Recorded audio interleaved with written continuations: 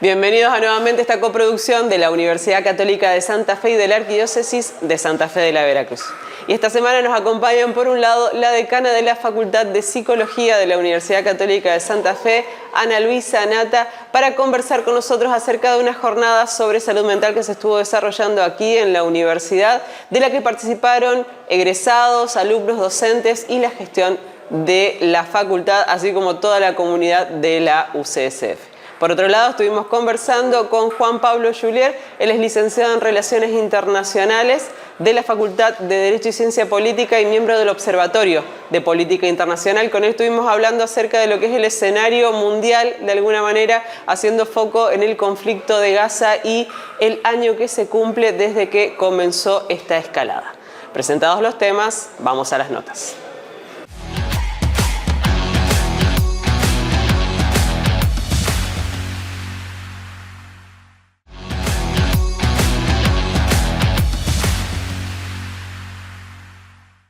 Y nos acompaña Ana Luisa Nata, ella es la decana de la Facultad de Psicología y ya una amiga de la casa. Por supuesto. Ana, bueno, y estuvieron hace unos días nada más con un evento espectacular acerca de la salud mental y visibilizando de alguna manera Así es. esta problemática, ¿no? Sí, en realidad el 10 de octubre es el Día Mundial de la Salud Mental y desde la facultad comenzamos a pensar en un lema. Sí. Y ahí nació este lema que fue ponerle voz a la salud mental, que tiene que ver con poder hablar y con no barrer, pero sí comenzar a desmistificar los estigmas que hay en torno a la salud mental. Estigmas que, pensamos en personas de más de 50 y que no están locos para ir a un psicólogo. Y de ahí toda la gama de estigmas que podemos llegar a tener. Totalmente. Sí, totalmente. Y aparte, en realidad esto de pensar, no solo que la salud mental es cuando uno está... Esto que siempre pensamos que la salud mental la miramos cuando nos está faltando. Claro. Pero en realidad se pueden hacer muchas cosas para estar bien. Claro. ¿No? Porque también salud mental es estar bien. Durante esta jornada en específico, ¿qué estuvieron realizando? Bueno, la idea fue, en esto de ponerle voz a la salud, mental, la idea fue hablar de la salud mental desde todas las aristas. Entonces, durante la mañana tuvimos una serie de conversatorios con la participación de los estudiantes que la verdad tuvieron y adquirieron un protagonismo sumamente interesante. Los conversatorios variaron en cuanto a los temas, pero fue realmente un conversatorio donde ellos podían intercambiar entre ellos. Uno de los temas fue un relevamiento que se hizo de qué se pensaba aquí dentro de la universidad entre estudiantes, gestión y administrativos sobre la salud mental. Y fue muy interesante ver esa estadística y poder conversarlo. Tenemos que conseguir a las personas que estuvieron haciendo ese relevamiento. Lo tenemos ahí en facultad. Perfecto. Como para poder trabajarlo. Después otro de los temas fue hablar sobre una de las investigaciones que giran en torno a la ley de salud mental.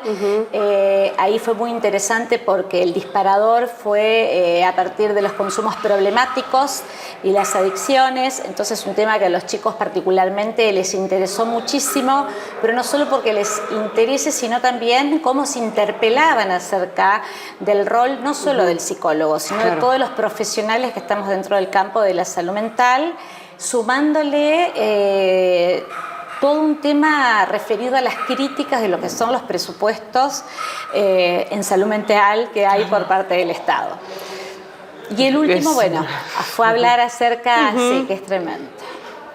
Es como que, por un lado, desde las universidades, desde las asociaciones médicas, desde el día a día vemos que estamos cada vez más atentos a esto. Luego de la pandemia quedamos todos como muy sensibilizados y entendiendo que es una cuestión realmente fundamental poder ocuparnos de nuestra salud mental, y por otro lado vemos que hay una contradicción. Sí.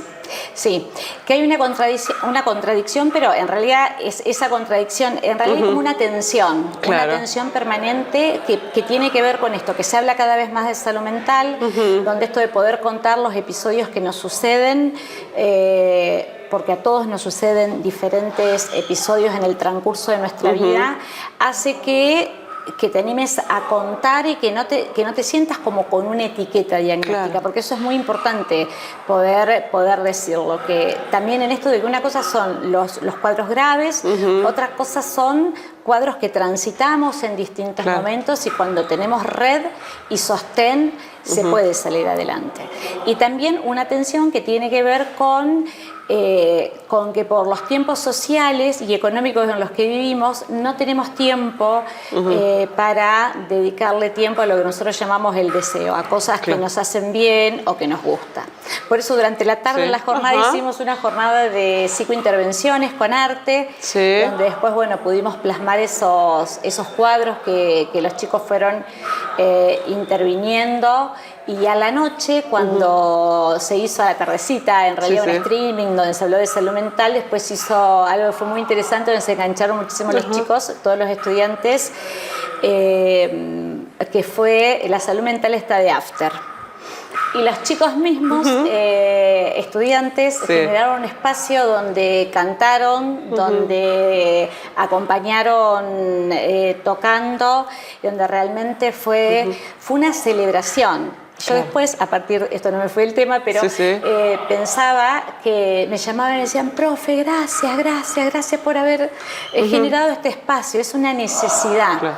Esto de conectar con el deseo que decías hace un ratito, ¿no? Exactamente. El poder nuevamente recuperar esos espacios en una vorágine que nos falta el tiempo para todo, pero que realmente es totalmente necesaria y hace que se puedan sostener proyectos o que hace que podamos afrontar, en el caso concreto de los estudiantes, toda la situación de altísimo estrés por las que están pasando. Porque estamos en época de parciales, en épocas de exámenes, entonces ellos mismos podían hacer esta crítica, ¿no? Hablando entre salud mental y cómo hacer red con un otro, de cómo también se encuentran sobreexigidos y cómo entre ellos mismos pueden ver los episodios de ansiedad, de angustia y de tristeza que pasan muchos compañeros al momento de que las cosas no salen como las planificábamos, las expectativas. Sí. Es un momento de mucha ansiedad y al mismo tiempo de mucha incertidumbre. Totalmente, sí.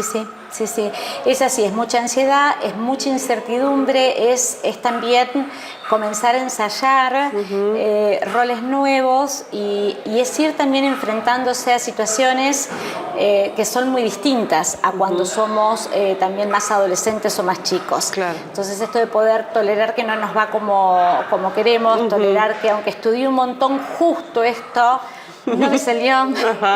Los nervios que me jugaron una mala pasada y quedé en blanco. Sí, también esto de poder correrse del culpable. Me fue mal porque la profe... No, también poder trabajar sobre, qué es lo que nos pasa también, que nos ponemos tan ansiosos en momentos donde nos sentimos a prueba. Claro. Y también... supongo que el momento del primer año, segundo año, en el que muchas veces también nos empezamos a preguntar si hicimos la elección correcta, si es el lugar donde queremos estar, si estos son los desafíos profesionales o la vida que queremos llevar después, ¿no? También hay todo un movimiento en ese sentido. Sí, se producen movimientos en ese sentido. En esto concretamente respecto de la carrera de psicología, lo que sí hemos innovado es esto de que los alumnos puedan salir al territorio cada vez desde más temprano. Claro. Entonces esto también hace que puedan ver las realidades, que puedan no intervenir, pero sí ser acompañados con estudiantes más avanzados y con docentes que tutorean.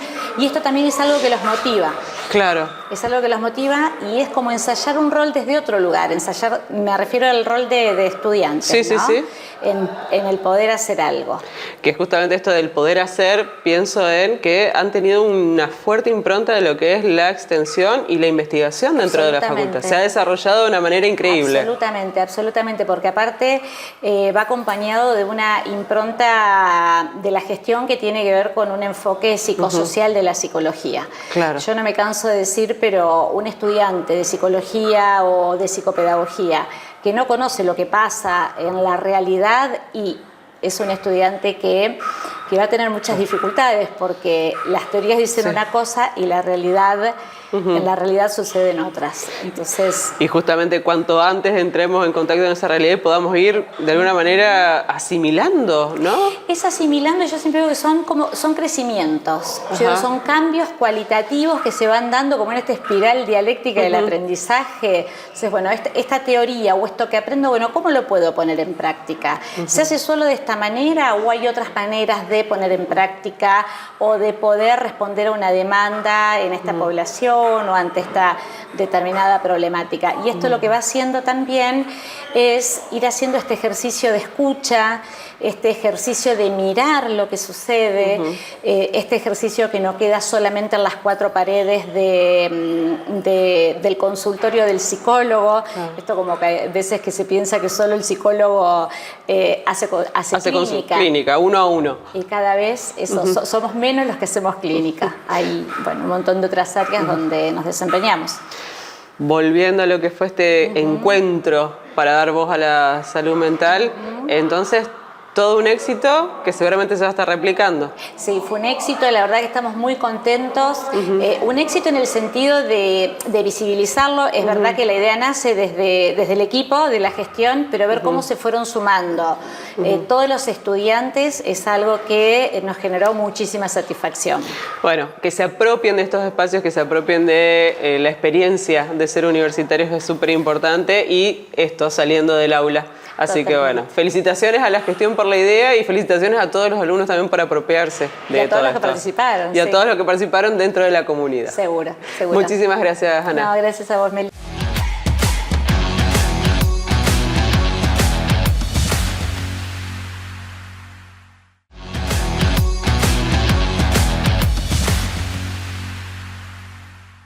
Días atrás se cumplió un año desde el ataque a en la franja de Gaza y desde allí el conflicto que se viene desarrollando en esa zona. Vamos a estar hablando con el licenciado Juan Pablo Julier. Juan Pablo, un gusto compartir de nuevo con vos. Gracias. Y es un conflicto que pareciera no tener fin.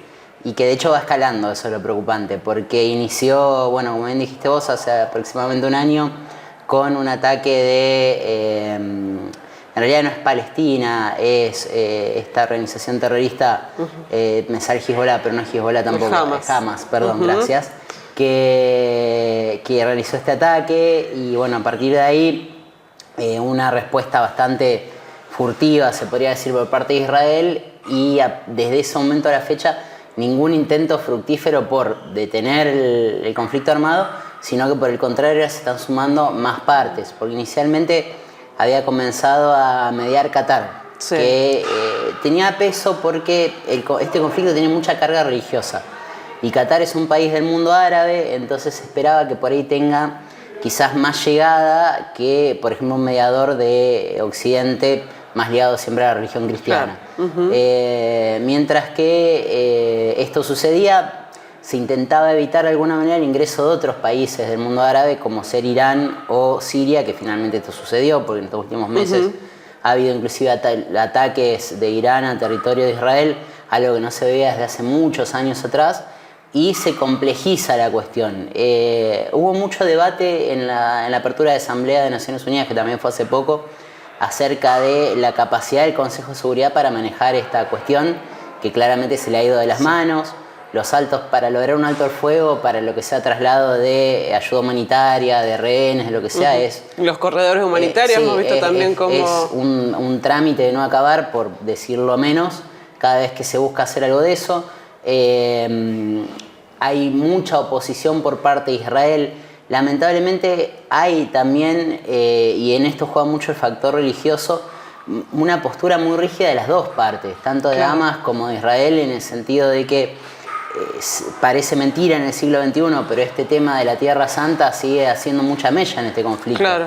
Entonces eso también dificulta las negociaciones porque al menos la política occidental, la política que nosotros manejamos como países occidentales, y cuando hablo occidente me refiero a América, Europa y Oceanía, se basa en la argumentación racional, en la filosofía kantiana, en todo este anclaje que nosotros tenemos como occidentales y que se debe de alguna manera manejar en estos términos. Cuando intervienen factores como la religión, que no son nada racionales, es problemático esta cuestión. Entonces, y sobre todo también que culturalmente nos aleja y esto que decís, los mecanismos conocidos para hacer la mediación quedan inutilizados. Claro, y en este caso en particular, porque me corrijo en lo que acabo de decir, porque si no me van a matar con el tema de la racionalidad y la religión. Estamos hablando de posturas extremas, ¿no es cierto? Claro. O sea, ¿por qué? Porque hay también mucha filosofía y mucha carga de racionalidad en cuanto a la religión, en la religión como la viven la mayoría de los seres humanos que no pertenecen a ninguna postura extrema más allá de la religión a la que pertenecen, ¿verdad? Pero en estos casos donde se maneja mucho extremismo, es muy complicado porque la racionalidad y la filosofía ahí salen completamente de juego y lo que queda es posturas que son prácticamente innegociables. Entonces, esta es la cuestión por ahí compleja de estos temas y cuesta desde ahí arrancar una negociación. Y incluso generar una opinión. Hemos visto cómo diferentes voces que se han ido expresando de un lado o del otro han sido totalmente como desautorizadas para poder entender acerca del conflicto. Hay muchos problemas, primero porque hay desde varios países occidentales una posición un poco tibia por una cuestión geopolítica de siempre, que es que Estados Unidos y sus aliados han apoyado a Israel. Claro. ¿Cuál es el tema acá? Que una cosa es un apoyo táctico y otra cosa es un cheque en blanco. Y el quiebre se está dando ahí. La postura en Estados Unidos, máxima en un año electoral, donde estos temas se vuelven domésticos. Además, porque normalmente la política internacional en Estados Unidos no es un tema de gran debate de fronteras adentro, pero en año electoral estas cuestiones que son internacionales tienden a volverse un tema de política nacional. Entonces, cuando el ciudadano promedio norteamericano ve la virulencia de algunos ataques que se han dado con Israel, máxime cuando han muerto ciudadanos norteamericanos también que han ido en misiones de ayuda humanitaria, estas cuestiones, ahí ya empieza a ser un problema, mismo para los países europeos, que además sus gobiernos ya vienen con serios problemas de popularidad por haber apoyado la guerra en Ucrania. Entonces, tenemos focos de conflicto muy complicados. Está muy complicado el mundo, estamos en un momento de mucho escalamiento. En estos días escaló nuevamente China y Taiwán. Sí, y el conflicto entre Corea del Sur y Corea del Norte. O sea que tenemos cacho, cerrame la 8. Claro, para todo. Digamos, estamos. Sí, tenemos un momento muy crítico a nivel mundial.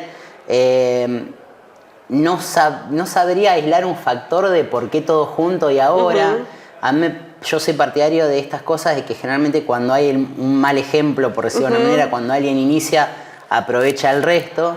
Claro. Esto lo he dicho anteriormente, mucho de lo que sucede entre China y Taiwán está un poco atado al futuro de lo que pase entre Rusia y Ucrania, porque China está mirando también un poco eso para ver si finalmente le conviene o no algún tipo de acción militar en Taiwán, con la salvedad de que como para China la política comercial es muy importante y cualquier conflicto armado es lo peor que puede pasarle a un comercio internacional sano, está en stand-by. En ese sentido está mucho más dispuesta a tolerar la existencia de Taiwán que atacar y reclamar esta cuestión territorial, que al fin y al cabo, en el caso al menos de China, tiene bastante asidero jurídico también. Entonces, por ahí estaría bueno que no vaya por el lado bélico, sino que continúe el reclamo internacional, que si es largo, demora, depende de un montón de factores, pero por lo menos nos sumamos un foco de conflicto más a un mundo que ya está por todos lados complicado.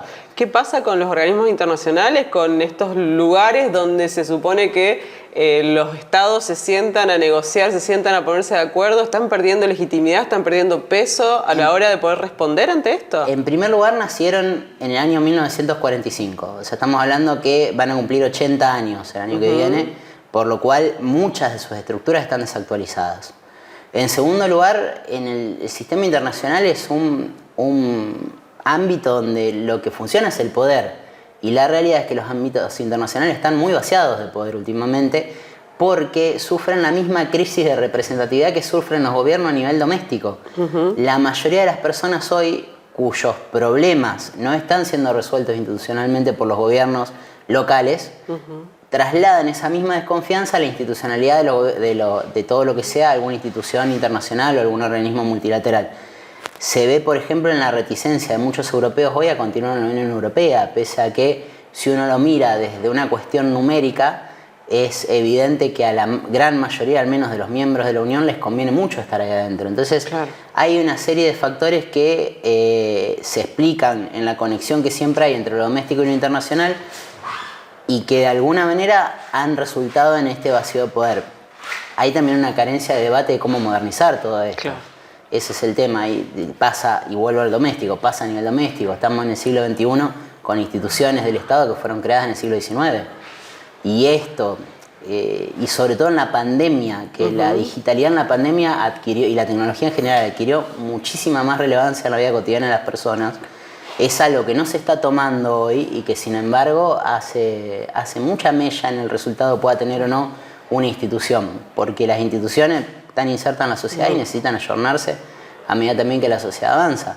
Y no solo volcarse esa tecnología, como estamos viendo, por ejemplo, en el caso de Gaza, a lo que es la industria bélica, porque eso también es otra cuestión. El tema de la diferencia tecnológica en cuanto a la industria bélica o a la capacidad bélica de cada país, muchas veces provoca que la respuesta de aquellos actores que no tienen gran capacidad sea exagerada. ¿Por qué? Porque como vos no tenés la posibilidad de atacar con un arma precisa, con un arma de última tecnología que no sea detectada, ponés, como quien dice mal y pronto, toda la carne al asador. Entonces, esto también genera problemas.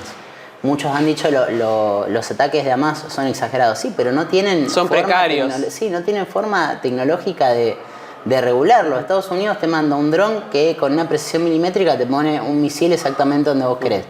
Esta gente no tiene eso. O sea, de todos modos, hemos visto que no sucede de esa manera. No, también hay exageraciones siempre. Israel, de hecho, tiene muchísima tecnología y también ha sido exagerado en la respuesta. Pero tiene que ver un poco con la dinámica que pasa en cualquier carrera armamentística. O sea, se va respondiendo y se va escalando. Primero la bomba que tiene una bomba, el otro tira dos, el otro tira tres, el otro tira cuatro y hasta que no se pueda, de alguna manera... Y lamentablemente tenemos otros episodios históricos mundiales que reflejan un poco esto y que claramente nos han enseñado que no es el camino. La Primera Guerra Mundial, pero sobre todo la Segunda, pasada la experiencia de la Primera, mucho tuvo que ver justamente la carencia de un organismo internacional capaz de mediar y de morigerar un poco las cosas, que fue el fracaso de Sociedad de Naciones. La ONU surge justamente y en su momento tuvo muy buenos resultados, ahora ya no, pero surge en su momento justamente para saldar la deuda que tuvo Sociedad de Naciones, que no pudo evitar una Segunda Guerra Mundial.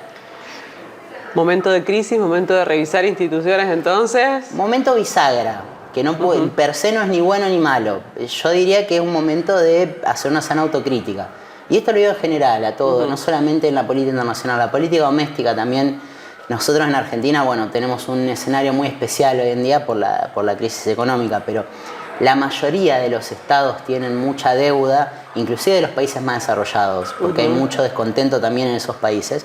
Y falta un poco de autocrítica en cómo responder a estas cuestiones y cómo trasladar lo que decía, esto, la tecnología, la digitalización, todas estas cuestiones que son tan eficaces en mejorar los procesos productivos, los procesos comerciales, ¿por qué no también pasarlos a los procesos políticos? Y no se está haciendo.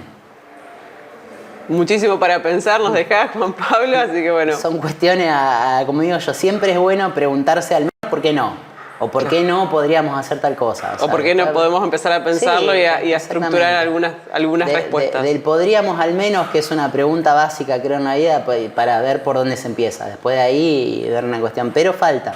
En el mundo, la Asamblea de Naciones Unidas fue muy interesante por esto, la apertura ahora en septiembre. Porque todos señalaron los problemas, pero nadie se hizo un mea culpa de su parte en esos problemas, ni tampoco propuso cómo empezar a solucionarlos. Y eso, creo que todos esos Es un discursos síntoma. sumados son sintomáticos de la época en la que vivimos. Muchísimas gracias, No, por Juan favor, Pablo. gracias a vos, Meli.